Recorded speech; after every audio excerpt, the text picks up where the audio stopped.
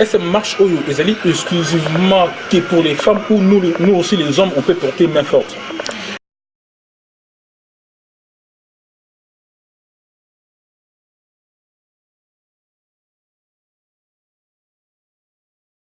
Ouais. Jimmy Congo, vous êtes un combattant. Les combattants tenus des marches vous allez pour un soulèvement populaire.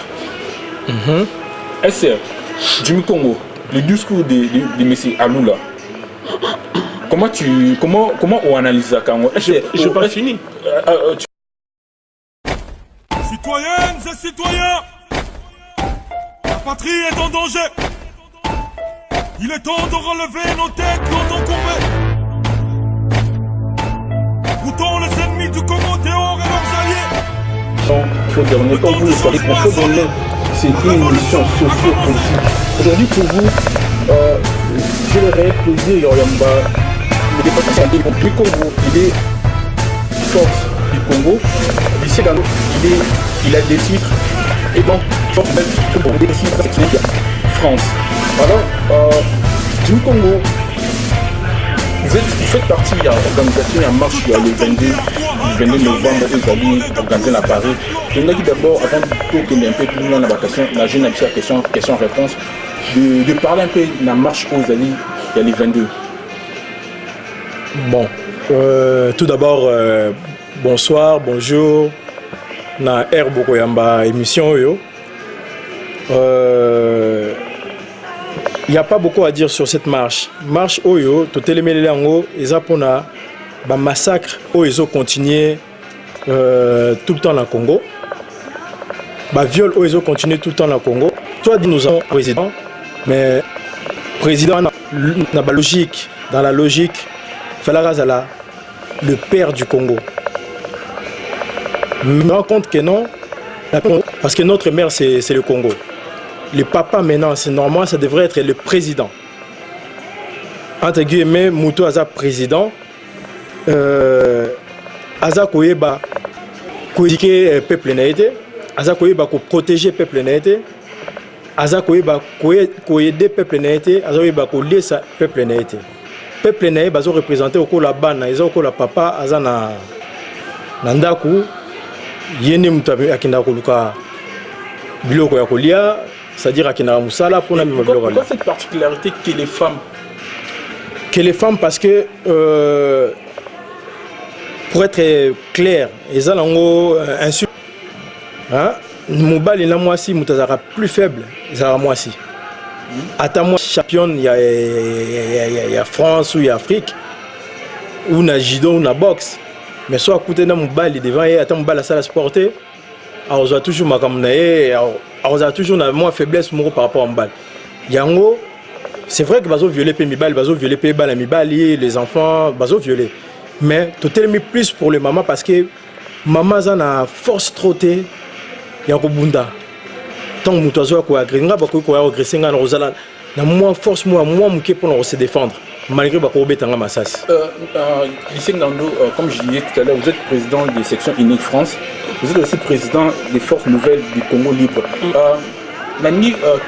Par rapport à marché et ça le 22, le monde va faire tout ça, ils ont écrit nous réclamons la reconnaissance du génocide congolais, nous disons aussi non à la modification constitutionnelle et pas de troisième mandat pour Kabila.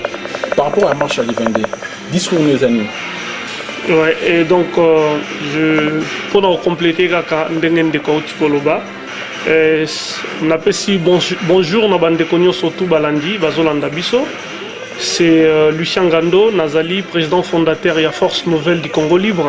Oezali, une association des activistes et combattants, des activistes des droits de l'homme, des droits des Congolais, autour défendre en Amoko pour asphyxier le régime d'occupation au Yefandel Bisso na Congo. Et tout ça, la plateforme, il y a l'association et parti politique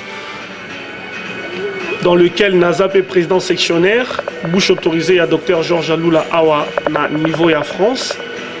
Et marche, il y a le 22 samedi prochain.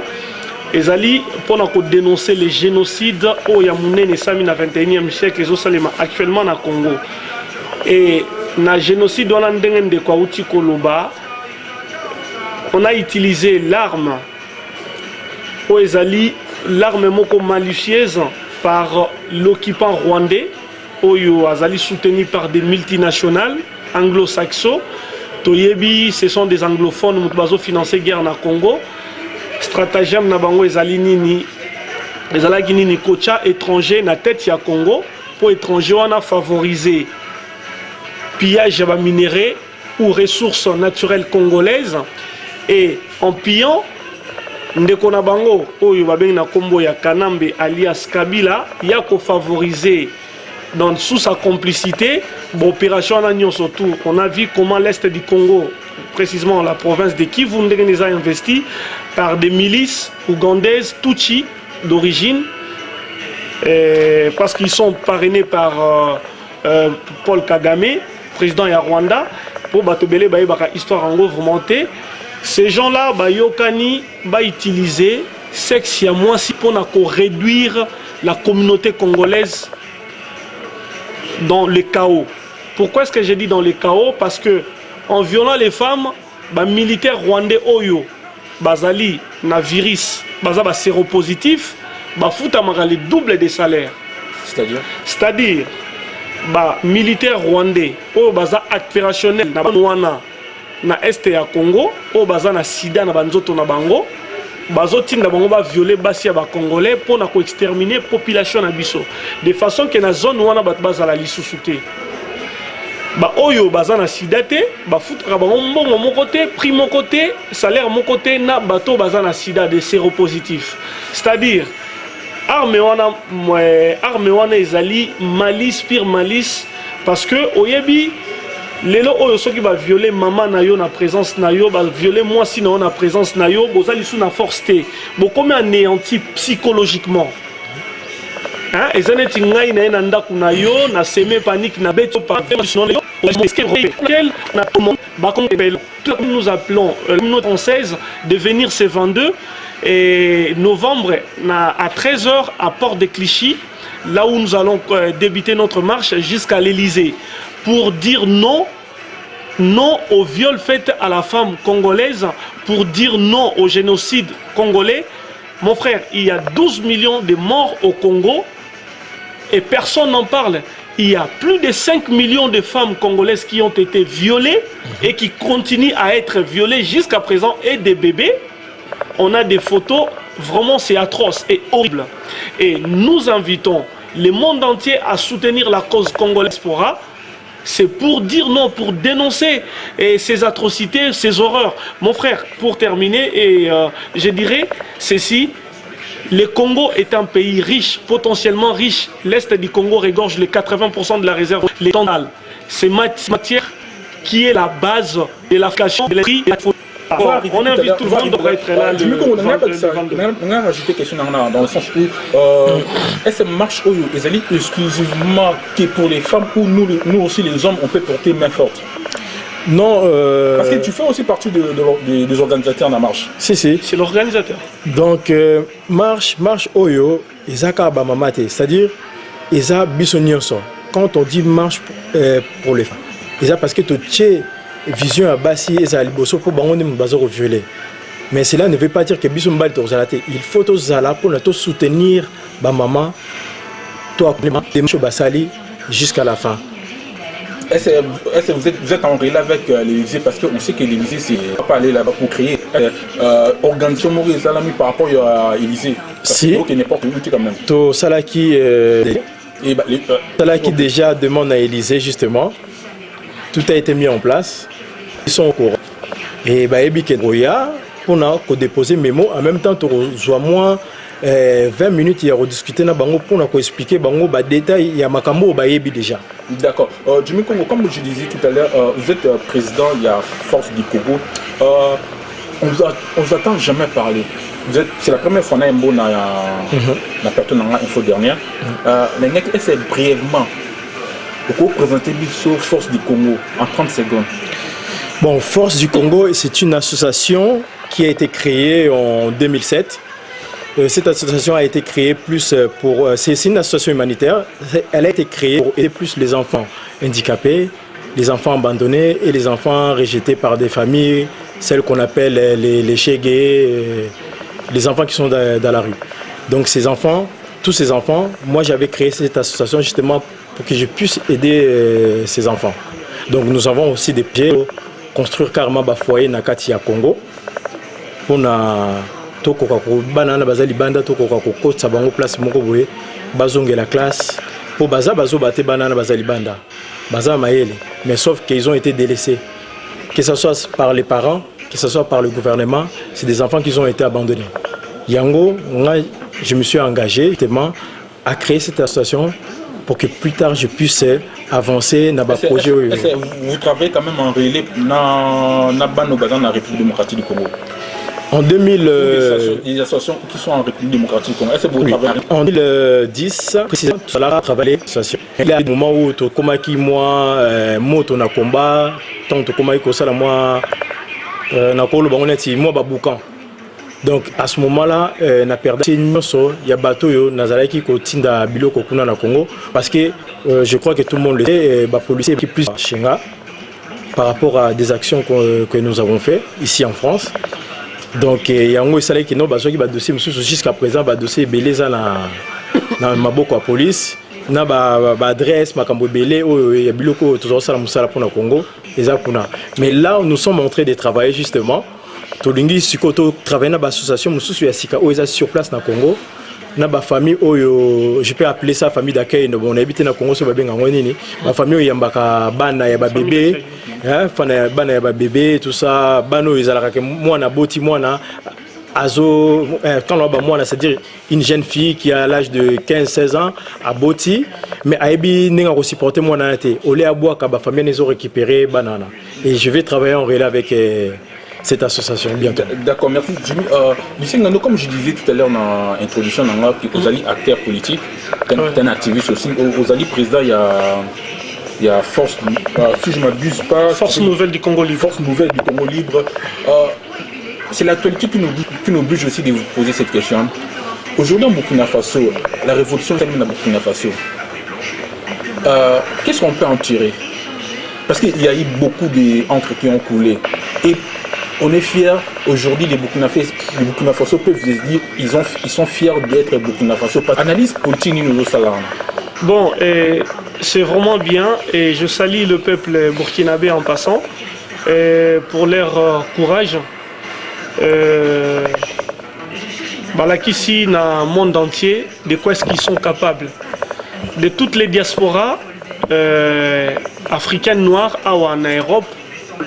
C'est nous les Congolais, la diaspora congolaise qui est trop active pour la cause Yamboka na Bango. Et les autres diasporas et Afrique noire, et ça, à niveau il y a un tempérament on a sauté. Mais les Burkinabés, ils nous ont montré le contraire. Donc ils sont chauds bouillants. Mon frère, ils se sont levés. Balamouki n'a 48 heures comparé à Kendaki. En 2 jours. 48 heures. Je rappelle qu'aux alliés du président, il y a INI. Aujourd'hui, tu parles pour Georges Aloula. Non, mon frère, je ne parle pas pour Georges Aloula. Je vais juste finir ma question supplémentaire.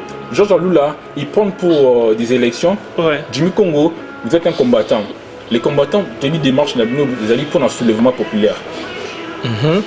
Est-ce Jimmy Congo, le discours de M. Aloula, comment on analyse ça? Je n'ai pas fini. Est-ce que le discours de M. Aloula, est-ce que ça a crédit beaucoup? Moi, j'aurais plus voulu que tu finisses avec lui. Voilà. Comme j'ai des réponses à donner par rapport à... Voilà, donc c'est ce que je disais, parce que Tuningai analyse concernant la situation au Burkina Faso. Oui, je comprends. Donc, le problème, il y a Burkina Faso, et Zolaksabiso, indice, il y a un niveau de peuple africain, nous ne sommes plus des ignorants, nous ne sommes plus des moutons qu'on pouvait piétiner, qu'on pouvait tuer à tout moment par nos politiciens, des dictateurs.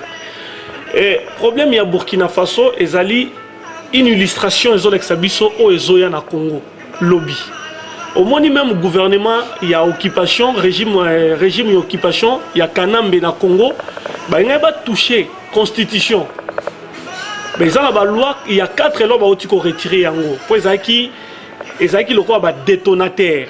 Donc, baébike, ceux qui batiquent le qu'on modification de la constitution de bande non à la modification de la constitution de quand même na flyer pour la revendication de la marche à le 22, baébi bien que et à départ na bango ndenge et sama na Burkina Faso. Alors pour étouffer influence wana tote vent na tsunami en ezoya, ba toucher yango te main, ba modifier te Kabila doit partir. Alors en tant que bouche autorisée, tu es représenté à Georges Aloula en France. Tu as contre soulèvement populaire T.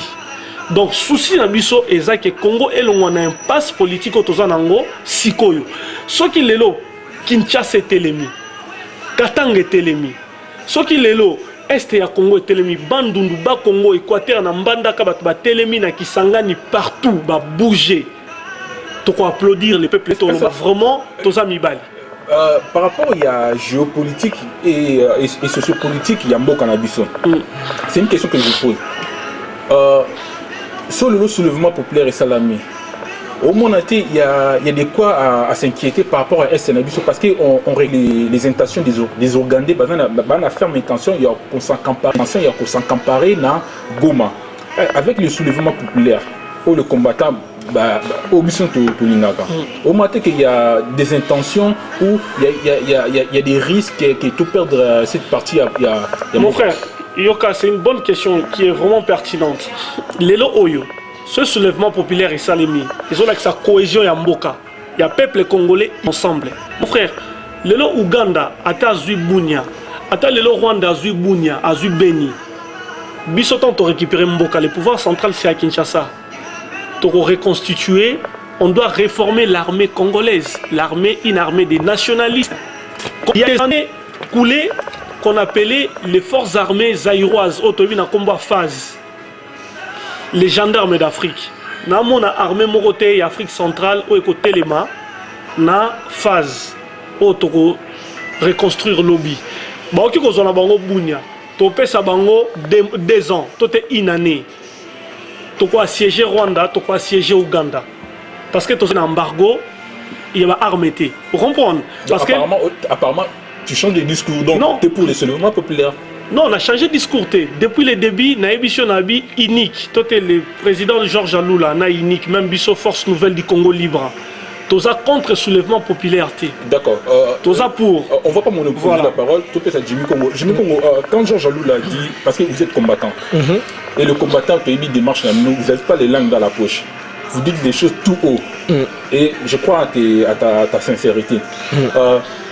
Quand Georges Aloula nous dit il va nous ramener aux élections, parce qu'il ne dit pas qu'il va nous ramener aux élections avec Kabila ou sans Kabila. Alors, on va même les élections. Crédit, nous peut un discours à Georges Aloula. Et ça, si j'ai mon un peu lourde, hein? Mais côté Nakoloba,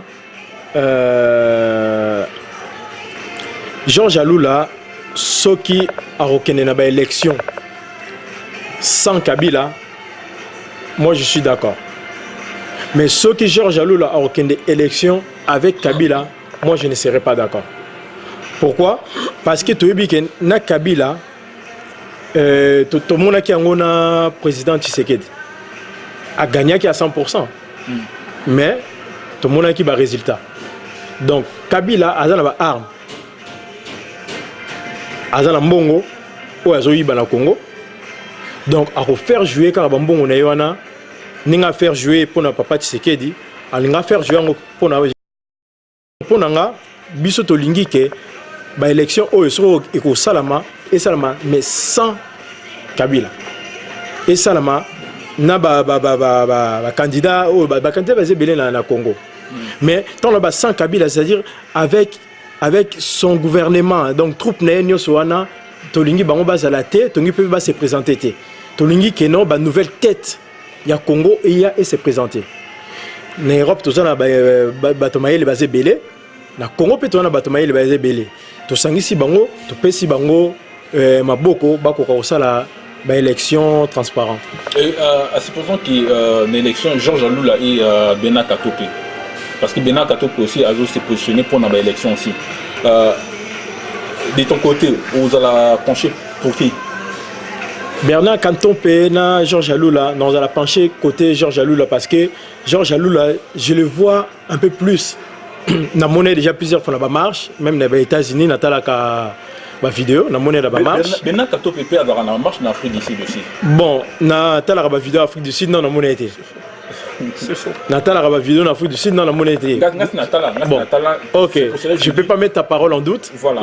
Mais non na monnaie vraiment te sikazo bundelamboka. Cela ne veut pas dire que c'est quelqu'un de mauvais, non. Mais biso tolingi muto ya olinga abimal en tête ya Congo, il faut zalana biso. Faut tambola biso, faut mona quand même passer au biso to bona. Regarde le to tu ko distribuer ba flyer. Hein? Tout ça pour l'amour du Congo. Le soko lingi comme président ya Congo. Pour l'instant tout ça bakobe ga bengo biso neti ba opposant mais tout ça ba résistant. Le musalo tout ça là oyo bat mususu bazo minimiser ngo. Les comme Kobo ba fruit. Oui, tout à fait. C'est pour ça qu'on a posé une question. Aujourd'hui, tout le monde appelle, même Georges Alula, y compris aussi les Bernard Cantompe, on surtout la diaspora, on prétendre profiter de la foule de combattants. C'est-à-dire, vous avez manifesté, vous avez dénoncé, et aujourd'hui, Georges Alula, Bernard Cantompe et tout consort, on profiter de la foule de Bango. Sincèrement, parce que les images vont rester. Sincèrement, Jimmy Congo. Crédit numéro pésamment na Georges Alula. Non, pour être sincère, pour l'instant, non, on a pas si crédité. Na lobby par rapport à bloc on a son monde, élément on a son monde. Na lobby que non, na rosala d'accord entre Ningoloba na Bernard Cantompe na Georges Alula, na on d'accord na Georges Alula parce que na ba image Georges Alula, on le voit. Mais apparemment, on dit aussi Georges Alula, il travaille en coulisses pour la majorité présidentielle en République démocratique du Congo. On dit aussi Georges Alula en étroite collaboration avec, je me tue de citer son nom. Vous savez, tout le monde est peu dernièrement, parce qu'on a des correspondants tout sur la dernière semaine, il y a ces Georges Alula où à cela qui interprétation en anglais dans Makambo interprété qui la personnalité, voilà, ministre de l'énergie en anglais. D'accord, bon, voilà, et ça, si je m'en la monnaie, ça sera plus à M. Lucien. Moi, je pourrais répondre. Il n'y a pas de problème. Pourquoi je te pose? Parce qu'on sait que les combattants, vous n'avez pas de langue dans leur poche. Donc, Bolobaka, tout haut, au moment où je me suis permis à poser une question. Donc, Lucien Ngando, la différence entre Georges Alula et Bernard Cantompe, parce que Bernard Cantompe aussi, on le voit aussi dans les marches. En Afrique ici, Georges Alula aussi, Bernard Cantompe, mon frère, on nous croit encore. Bernard Cantompe, Aza congolais, Georges Alula Aza congolais. Et les deux, ils sont dans la diaspora. Ils n'ont pas travaillé ils n'ont pas travaillé avec Mobutu ni avec le Kabila. Et encore la Kabylie. Bon, après, Naïbi Pena va détailler sur Bernard Cantompe. Et tout ce que moi je pourrais vous dire, c'est le docteur Georges Alula pour rejoindre notre frère Jimmy Congo. C'est quelqu'un qu'on voit dans les actions. Aza activiste. Il y a droit des Congolais. Combat Oyo, Mingi ba minimisa qui on va traiter qui ba combattant de voyous. Mais ces voyous Oyo ba traiter qui biso. Parce que je me mets dans la veste on a combattant parce que dans des actions je suis là. Dans Bango, dans les shows, dans le front on est là. Comprends exactement pour une étiquette politique. On arrive juste à faire une jonction, le pont entre les politiques et la résistance, et les combattants et les activistes. Donc, Lelo Oyo Georges Alula, Azali a des étiquettes. Aza combattant et politicien. Parce qu'il est terrain à Wanda. Tout le monde a une image sur YouTube, marche, il y a des Congolais sur YouTube, à Washington, vous allez voir Georges Alula. Et bien, qu'il pleuve ou il neige, il est là. Contrairement, il y a des candidats qui sont diaspora tozomona awa. Comme il y a Sikoyo. Mais, biso tozoboyate parce que au moment les combattants, on a fait un travail. On a fait un grand travail. To bousculer régime et occupation, to tient contre-mire. Kabila, et aux abois. Vous comprenez? Tout ce monde contre mire. Les combattants, on a fait un travail. Maintenant, c'est le moment que les politiciens congolais, Oyo, Bazali vraiment compétents, il y a que ça là. Oyo ba okiko sala pona ko bimisa mboka na biso na kati ya impasse politique ezali na kati ya occupation ko libérer mboka lelo oyo soki yo moi sinon abeli to bengaka basami le service ya sami pona ko ya ko récupérer mutu soka beli na ndako mettons to comme en hôpital so ba bendi malade tant bo komi na salle d'urgence ba ko zo mutu so ba bito kene par exemple na salle d'op au monde a tika bino libanda baloba bino bosuka awa et comme tango ba médecin donc c'est-à-dire c'est que les combattants ont fait le grand travail et sili mukile moni sikoyo to pesa siko chance à nos politiciens surtout au bazan na diaspora parce que vraie opposition dans la diaspora et ça na mboka te na mboka il y a quelques têtes mais baza vraiment étouffé baza piétiné par les régimes où il y a Rwandais et fan del Bisso Namboka. D'accord.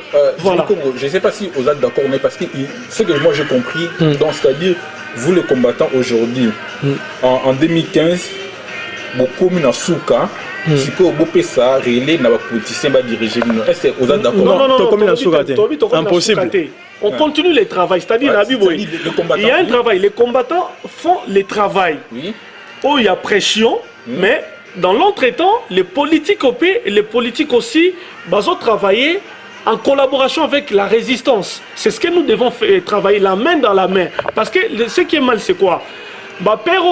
Français, parce que tu vois, quand on passe les émissions comme ça, ils nous prennent pour des abrutis, pour des gens qui n'ont pas étudié, pour des gens, je ne sais pas quoi, et qui ne travaillent pas. Mais non, c'est faux. Les combattants, c'est les gardiens de la nation congolaise. C'est grâce à nous que Kanambe et Kagame et tous les autres, le multinational Bill Gates, ça asphyxié les lots. C'est grâce à nous. Voilà. Je monopolise pas la parole Nayo et puis Ndeko Jimmy. Les combattants, vous avez fait le travail. À partir de 2016, c'est-à-dire, vous arrêtez. Parce que les politiciens, il faut pas jouer partager butin à bino. Tu es d'accord avec ça? Non, je suis pas d'accord justement. Parce que nous combat au nazo sala, nazo kene na entente jusqu'à la libération totale du Congo. Libération est vraiment que non. Il faut battre union sur base dans le gouvernement au bazo sala que le peuple congolais s'est retrouvé té ko bimisa ya bango nyonso. S'il faut qu'on bango, qu'on traque bango tout, n'a pas député hein. Tant dans le bango nyo c'est-à-dire n'a pas député, faut bango de me signer ka signature il y a vote mususu. Donc ndenge zawana bango nyonso ba député. Lem su bakasatoye ba bango tout bien tout monde na bango té. Tout monde na bango nyonso. Service il y a ANR. Oh ba service il y a ANR. Ba tête oyo basala mabe ya service ya ANR toyebi bango tolongola service nyoso ANR te mais toyebi ba otorozwa otorolongola bango pona Congo ya lobby tolingi ke Congolais banga isusu te tungi te ke Congolais na butu azotambola abanga ke ba obete machette toyeba makambo la te ba machette ba viol ba machette toyeba ki yango te ba franc-maçon ba ni tout ça toyeba ki yango te na Congo lelo yo ba bêtise ane komi trop na Congo. Yango tozana posa vraiment ceux qui na ozonga isusu na likambo expliquaki ninge tozana toujours travailler et non pour laisser les politiciens ba kota boy non ils allaient tout fongoler la bango porte non nous allons tous ensemble c'est ce qu'ils disent hein c'est ce qu'ils disent les politiciens nous allons tous ensemble comme la place comme la place ma place c'est zalate et comme na tour côté wana côté na ma place c'est zalate to kende biso nyo soti na kati ya trou voilà c'est à partir de là il faut ça la domaine. Ceux qui te commis sur place en haut. Voilà. C'est-à-dire quand je dis place en haut, la libération, tant que tu libéré Mboka. Il faut ami placer la place. Oh, il y a mapa, il faut qu'il ne vote qu'un map. Voilà. Oh, il y a soudeur, il faut qu'il ne soit là qui soudire. Voilà. Oh, il y a musicien, il faut que la musique. Personnellement, je suis un businessman. Non, c'est la business. Ok, merci. J'ai failli même vous appeler Georges Lula. Bon, on va les dire comme ça. Georges Lula, aujourd'hui, vous êtes libre. Priorité d'abord, numéro 1, il y a Georges Lula. Ça va être quoi? Bon, priorité c'est l'économie, les sociales. C'est le social dans le Congo, politique sociale et faire la relance économique congolaise. Mon frère, le Congo est potentiellement riche. Les scientifiques bandakala batebele bakoma négligent comme on ndenge mo alitio nandenga kotiola quoi. Le Congo est potentiellement riche. Ezali catastrophe géologique, c'est-à-dire bah minérer tout. Je fais la chimie et omoni ba atome nyo surtout ezana tableau ya Mendeleev. Oui. Un tableau chimique, tableau de Mendeleev, parce que c'est lui qui a fait ces tableaux-là. On a tous les atomes. Alors, les lots Georges Aloula, ce qui est unique, nous avons Sungi Bisso, nous avons investi, nous avons gérant Siambo Kawana. Les lots, c'est les social. Il faut Congolais, il faut lire bien. Il faut bien loger. Il faut Congolais. Il faut tout ça, la relance et réforme. Il y a service social et administratif à niveau du Congo. On doit combattre la corruption, parce que c'est vraiment un fléau dans le Congo. Donc, si on a le détournement de fonds, on a la prison.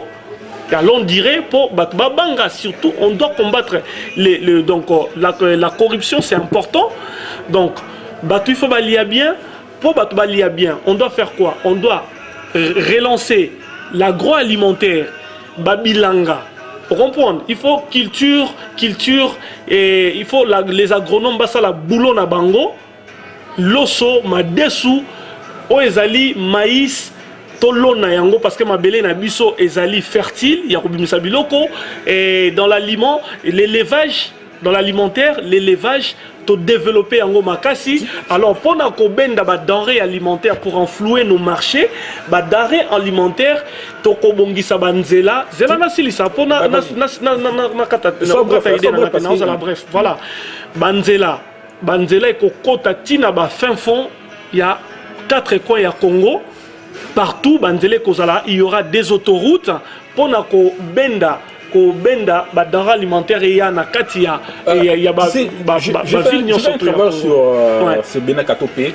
Donc tout ce qui est au Lobiana na Monian, je me retrouve chez Bena Katopé.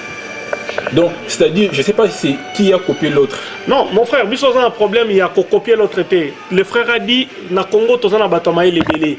Ngai nazana besoin te kuna kindota na site na biso unique naiba nini oyo Congolais zana besoin lobby. Omoni poste au Kabila zoko occupé même nga Lucien Ngando, ceux qui nazai président ya Congo na koyeba o diriger bien. Mboka wana parce que le Congolais a besoin de bien manger un salaire moko ya bien. Congolais ceux qui ont $500 le coût de la vie est assez, sac à ciment, parce que cimenterie nabiso, il y a Lukala, Nengezawana, il y a Kwilu, cimenterie nabiso, ce sac à ciment, on a $2. Na fana na Tunisie, sac à ciment, ils allaient $2 dinars. Et là, la Ralibanda, moi, Moutaïba, ils étaient pour la reconstruire. Maintenant, je te pose une question parce que. Ton asile ça, s'il te plaît, parce que y a lobby Bernard Canton, Pena, Georges Aloula. Moi, je ne suis pas là pour comparer le deux candidats. Mais moi, je vous dirais que l'Elo Congo, ils en ont besoin. Il y a des gens compétents qui travaillent. Parce que Kabila, il travaille avec des compétents. Soit il y a des députés en lobby, ou des Kimboka. Ou des députés qui ont combien $13,000 par mois, combien plus de 500. Donc, bazo batekamboka, donc bango baza bien et le peuple souffre. Souci na biso ezali lelo ko amener une politique sociale où le peuple congolais va se retrouver. Dubaï ezali c'est qu'il est les Qataris, les Saoudiens, baza bien à cause du pétrole. Biso tozana plus que le pétrole. Oyebi le Congo, l'est du Congo regorge les 80% de la réserve mondiale, il y a Tantal ou coltan et ngana ebisio valeur estimative il y a coltan congolais ezali 100 000 milliards d'euros. Mais le peuple congolais ne se retrouve pas. Ce n'est la pamba. Pour remonter l'économie, il y a les 24 turbines. Il y a Inga. Congo et Kozanga, électricité. Parce qu'avec Mobutu, il n'y avait que 4 turbines. Qui en activité. Après, dès que Koufa et Tkalakami Balé, il y a un délestage. Tant que Rwandais, Laurent, Désiré Kabila, barrage moko na zongo yango moni etikala moko mais ce tobito relancer juste courant ya Inga ba entreprise nyoto na Congo ba futa ba impôt au moins déjà taxe sur banga wanda futa et qu'on flouer déjà qu'est-ce qu'il y a l'état congolaise que seulement les entreprises. Je vais te poser une question. Courant na biso côté kayango na bapaya et kokota mbongo na mboka parce que Sénégal est vivaka na arachide.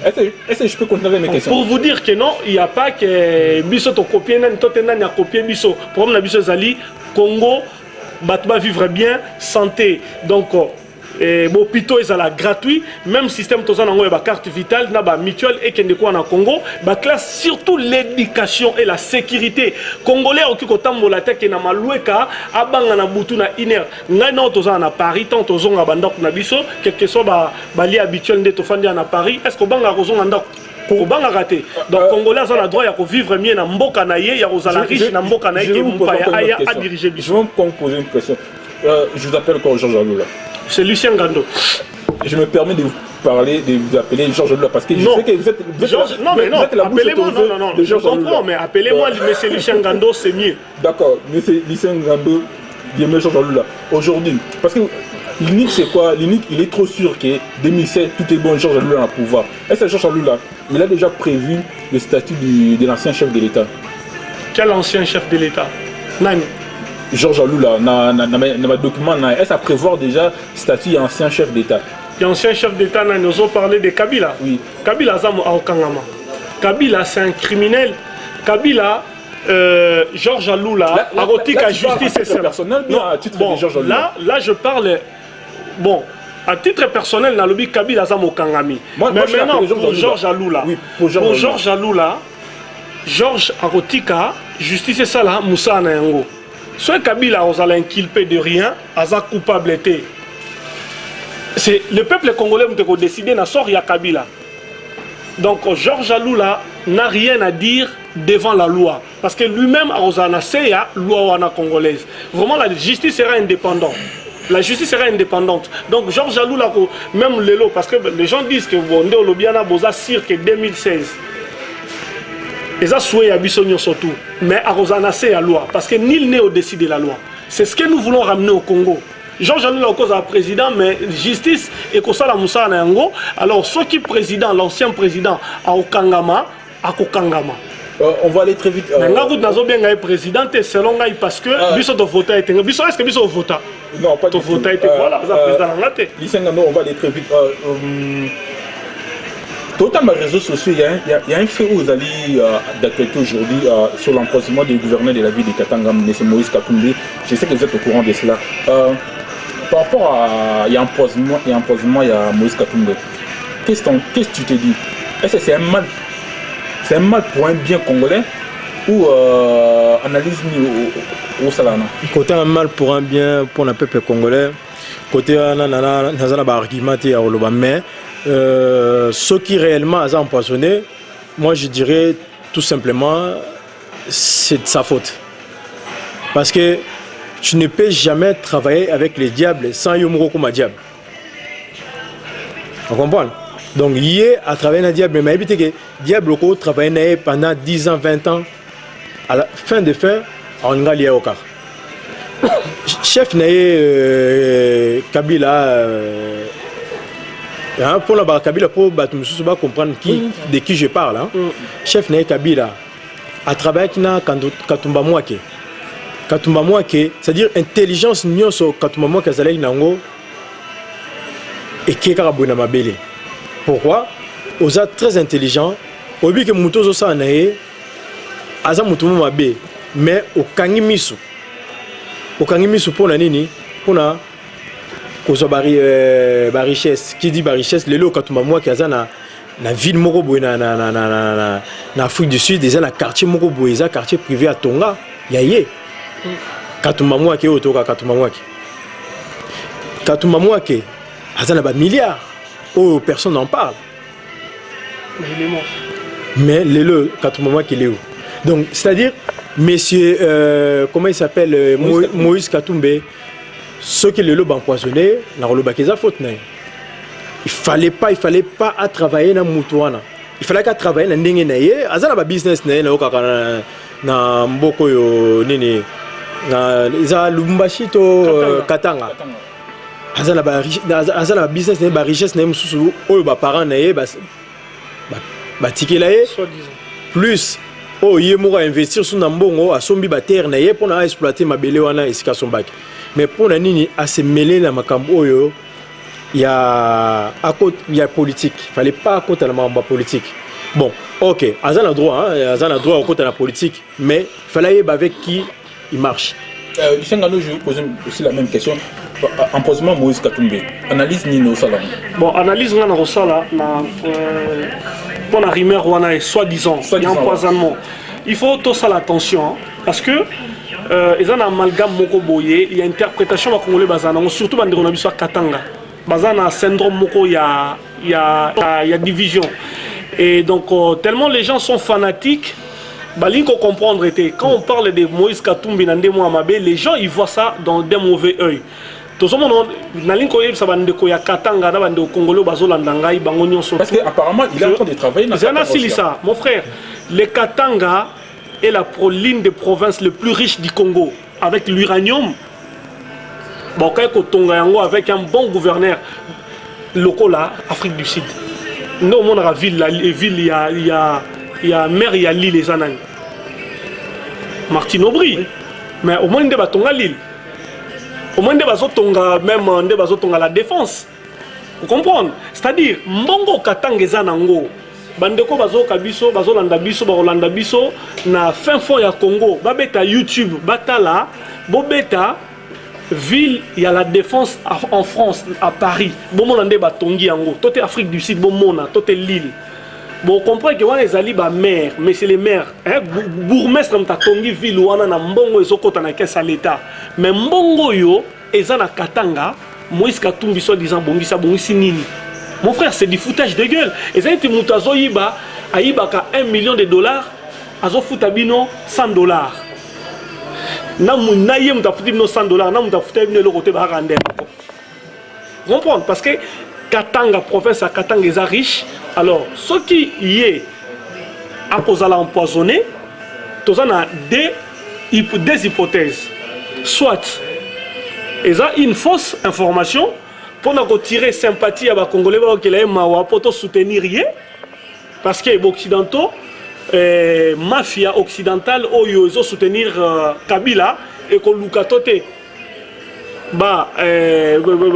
Azaloko bout de sauvetage pour la Kabila, neba mekai ko sa biso na caméra, un faux opposant, o ba tindela biso na kati opposition, pour ba la biso neti kaza opposant. Mais wana peuple congolais to fongola miso to keba Katumbi aliena ndoki avec les diables, avec les Kabila et Lubumbashi. Et ça Katanga nyon sauté, ce n'est qu'une portion ya Katanga. Quand on a fin fond ya Katanga, j'ai des amis na Facebook. Quand on a fin fond ya Katanga, on a et tonga maté. Le nom muta sa Elio Fontaine. Et le bien le côté, on a bisio gare ya Lubumbashi, na gare ya Villeneuve Kouteleki, ya Villeneuve Saint-Georges. Tote Max Dormond de 14 ans. C'est là la Silissa. Pour la Silissa, deuxième volet Zanini. Ce cas allait empoisonner. Pour la biso résistance, mboka la biso est occupé pour la Batouana. Katumbi travaille avec des mafieux, avec des multinationales. Oh bah fandisi mboka na biso na kati ya misère. Non comme pour la nuit. Tolo bakaka ke gloire à Dieu. Nzamba kumbama. Vous comprenez?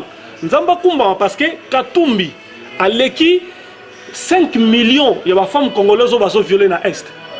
Katumbi en Belgique, il n'a jamais parlé, il y a génocide dans le Congo, il y a massacre et des viols de femmes. Il n'en a jamais parlé. Mais tant qu'il y a une transaction en Suisse, place la bombe en Suisse. Et c'est des traîtres, mon frère. Et un traître, Soka Koufi, est allié. Tu as vu l'histoire, il y a libération, il y a France. Avec la résistance française, très très c'est qu'on en a fait. Il y a eu des gens qui ont été pendus. Il y a un lancé appel à tous les parlementaires au Bazawana. Liste na bango tout. Toko boma bango te me bako kangama. Alors, les appels à Moutoumoussou Saouti, soi-disant qu'on démissionné. C'est Mouyombo, ce qui est Mouyumbo. Nani bâtonnier opposition, mais je dirais ceci, Nabande Konabiso, Martin Fayoulou et tous les autres Mokia. Bokeba, Azali Pion ya Kabila. Yo somona opposant ya Kabila qui n'a pas na Congo. Peut batika comme opposant, mutazaye na Kanae.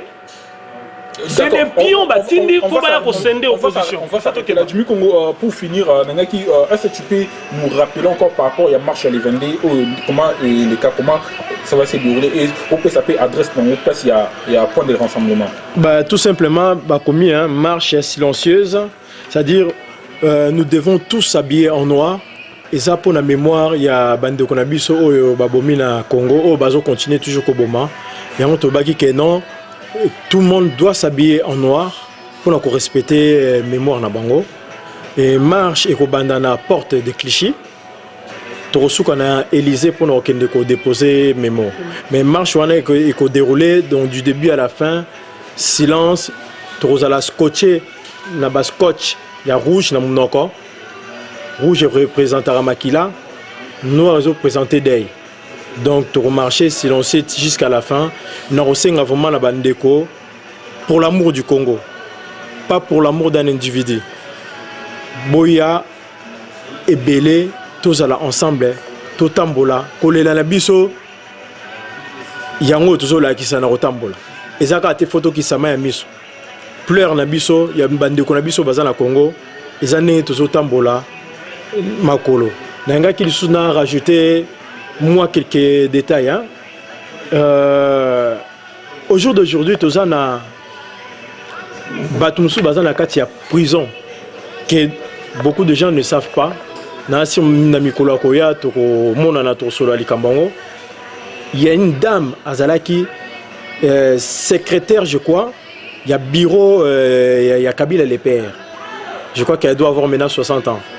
Maman Anna, Azaki n'est simple secrétaire.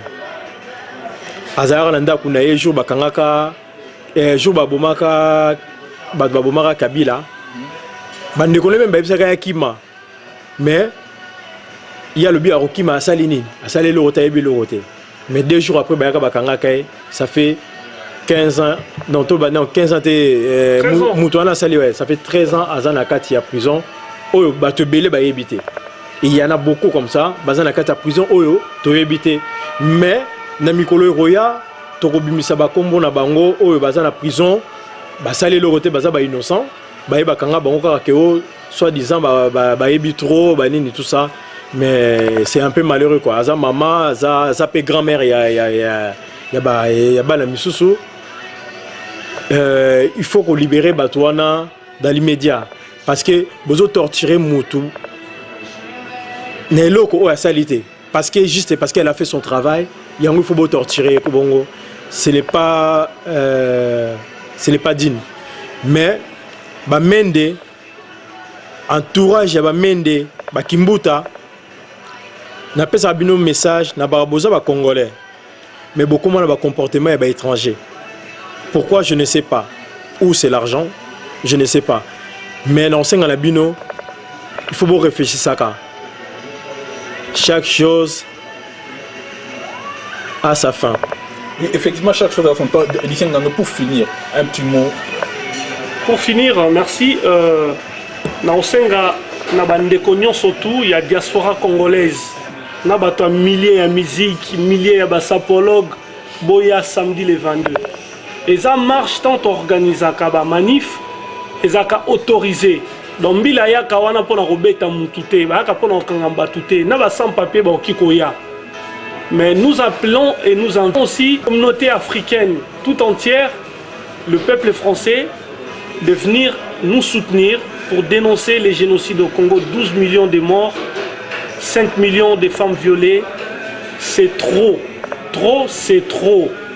Kagame et Kabila doivent cesser de tuer le peuple congolais et Kabila doit partir dans l'immédiat sans préavis. Effectivement, excusez-moi, je vous prie la parole parce qu'on court derrière les tailles. Effectivement, Kabila doit partir. Pour moi, je vous dis merci beaucoup. Merci encore. C'était une invitation. J'espère que bientôt, tu vas apprendre au Loba parce qu'au moment où tu es sur l'Angana, il y a des femmes qui sont en train de se faire violer encore. Donc, on se donne rendez-vous pour les 22 novembre dans Place de Clichy. Porte de Clichy. Nous commençons à Porte de Clichy et finir à l'Élysée. Mais ça commence à 13h à Bandeko. En tout cas, soyez à l'air. Soyez à l'air. Ça commence à 13h. Donc à partir de 13h, à partir de 13h30 de porte de Clichy à Élysée. Merci beaucoup Lucien Ngando, merci beaucoup Jimmy Congo. Merci donc, encore une fois pendant tout sur la masolo, il y a politique à Mboka. Quant à moi, Info Donner Guillaume Mossong aujourd'hui, vive la politique et vive la République démocratique du Congo. Merci et bye. Comme on dit, Ingeta. Ingeta.